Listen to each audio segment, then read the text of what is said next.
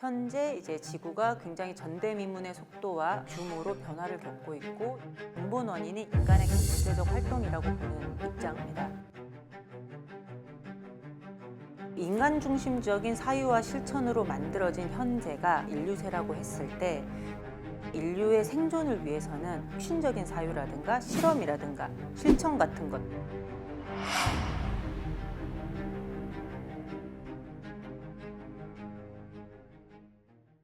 인류세의 예로 우리가 이제 기후변화를 많이 드는데 매년 기록을 경신하는 폭염, 폭우, 한파 이런 것들을 겪고 있는 거죠. 인류세를 그러면 우리가 어떻게 헤쳐나갈 수 있을 것인가 이 얘기를 잠깐 해보고 싶은데요. 재야생화에 대한 이야기들을 좀 드리고자 합니다. 인간의 머릿속에 있는 이상적인 자연의 조합, 위협종이라고 느껴지는 종들을 제거를 한다든가 모자라는 종이라고 생각되는 종을 보호하고 지켜내는 것이 근대적인 자연 보전인 거죠. 그런데 재야생화는 생태적인 과정과 작용이 가지고 있는 어떤 형태의 자생력에 초점을 맞추고 이것을 독려하고 이것을 이용해서 생태를 복원해 나가자는 전략입니다. 재야생화가 처음 제안이 된 것은 이제 1990년대 초에 북미와 유럽이었습니다. 미국의 환경운동가 데이브 포어만이 재야생화된 북미 대륙에 대한 새로운 전망, 낭만적인 비전 같은 것들을 제시를 했었고 유럽에서는 리와일딩 유럽이라는 민간단체도 있는데 영국, 네덜란드, 포르투갈 이런 지역들에서 한 90여 개 프로젝트가 지금 진행이 되고 있습니다. 재야생화 프로젝트는 몇 가지 방식으로 이루어지는데 첫 번째는 약간 미국적인 방식이 있습니다. 생태계에서 빠져있는 핵심 종을 도입해서 먹이 사슬을 조절을 하는 거죠. 이 생태계 먹이 그물의 최상위에는 보통 육식동물이 있습니다.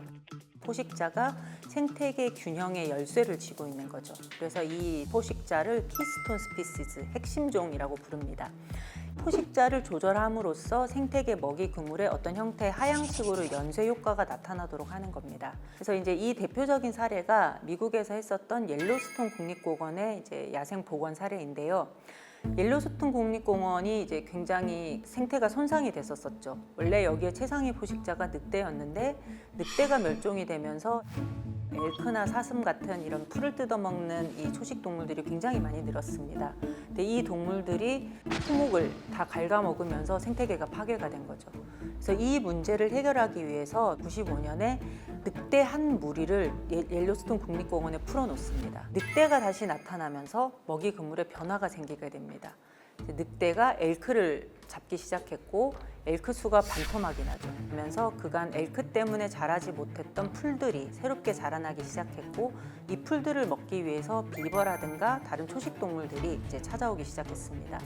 그러면서 이게 연쇄적으로 생태계 먹이 그물의 변화가 생겨났고 과거에 비해서 보다 안정적인 형태의 생태계 먹이 그물이 다시 만들어지게 됩니다. 그래서 이런 형태의 핵심종을 재도입을 해서 생태계의 먹이 사슬을 이제 복원하는 것이 이제 재야생화의 한 방법입니다.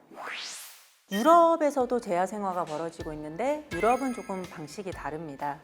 유럽은 이 생태계 최상위 포식자를 복원하는 것이 아니라 유럽은 풀을 뜯어먹는 방목동물을 들여오는 방식으로 이루어집니다. 유럽의 재야생화에서 가장 유명한 사례는 네덜란드 암스테르담 외곽의 우스터바더스플라찬이라는 간척지입니다. 우스터바더스플라찬은 1968년에 공업용지로 사용을 하려고 했었는데 사용처를 찾지 못하고 30년 가까이 버려져 있었던 거죠. 그런데 이게 세월이 흐르면서 이상하게 이 간척지에 희귀 야생동물들이 찾아오는 것들을 확인할 수가 있었습니다. 그러면서 이 지역을 아예 야생지역으로 그러면 복원을 한번 해보자 라는 프로젝트를 네덜란드에서 시작하게 되었고 80년대 말에 총책임자였던 보건생태학자가 소, 말, 붉은 사슴 이런 동물들을 풀어놓습니다. 그리고 이 동물들이 풀을 뜯어먹는 행위가 곤충을 불러들이고 이 곤충들을 먹기 위한 소형 초식동물이 찾아오고 대형 초식동물이 또 따라오고 이어서 육식동물까지 불러일으킴으로써 이 간척지에 기존에 존재하지 않았던 생태계 먹이 그물을 새롭게 만들어낼 수 있을 것을 기대를 한 거였죠. 그리고 이건 성공했습니다. 그래서 현재 네덜란드 암스테르담에 있는 우스터바더스플라산에는 굉장히 다양한 종류의 동물들을 볼 수가 있고 이 지역을 네덜란드의 세렝게티다, 유럽의 세렝게티다라고 하면서 이 지역의 생태계를 굉장히 이제 홍보를 하고 있습니다. 최근에는 도시의 재화 생활에 대한 이야기들이 나오고 있습니다. 도시에도 보면은 버려진 산업단지라든가 주거단지라든가 방치된 철로라든가 하천의 습지 같은 그런 자투리 지역들이 굉장히 많이 있는데 재화생활 프로젝트를 실시해서 녹지로 바꿔내겠다는 전략입니다. 싱가포르도 그렇고 뉴욕이나 유럽에서 지금 하고 있는 활동들은 폐 선로를 이용하는 재화생활들이 많이 이루어지고 있습니다.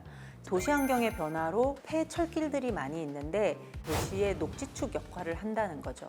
그래서 이 버려진 철길을 자연스럽게 자연 생태적인 천이가 이루어지는 지역으로 바꿔냄으로써 도시 안에 굉장히 기다란 형태의 녹색 패치들을 만들어 가려고 합니다. 이 도시 내에서 만들어지는 작은 녹지와 습지들이 어떤 형태의 새로운 탄소 흡수원으로 기능을 하고 있습니다. 기후 대응 역량을 높이고 우리가 어떤 형태의 생물 다양성을 제고할 수 있는 새로운 생태 전략이 될 수 있다라고 하면서 관심을 가지고 있습니다. 재화생활은 이제 굉장히 많은 사람들이 기대하고 있는 프로젝트지만 다른 한편으로 여러 가지 한계들을 가지고 있습니다. 가장 오래된 재화생활 프로젝트도 30-40년밖에 되지 않고 재화생활의 결과에 대해서 얘기하는 것은 너무 이른 것이 아닌가. 결과가 밝혀지지 않은 실험인 거죠. 그리고 유럽 같은 경우에 보면은 재화생활된 지역에서 인간과 충돌이 가끔씩 발생을 합니다. 예를 들어 피레네 산맥 쪽에는 목축 농가들이 많이 있습니다. 돌아온 늑대가 목축 농가들의 안녕과 그리고 가축들을 위협을 하는 거죠. 인간들이 수행해 왔던 그런 경제 활동과 재화생활로 야생동물이 돌아오는 것이 상충하는 부분들이 있습니다. 그럼에도 불구하고 재화생활하는 것은 인간과 자연 관계를 생각하는 어떤 다른 새로운 서사들이 가능한 것을 보여주고 있습니다. 끊어진 먹이 사슬을 잇고 다양한 생물종들의 번성을 꾀하고 생태적인 프로세스를 활성화시키고 있습니다. 인간 중심적인 사유와 실천으로 만들어진 현재가 근대 체제 속에서 만들어진 인류세라고 했을 때 비인간의 행위성이라든가 비인간의 활력을 강조하는 다종적인 사유와 미래에 대한 우리의 굉장히 열린 태도는 인류세를 헤쳐나가는 어떤 전략의 하나가 될 수 있을 거라고 생각해 볼 수 있을 것 같습니다.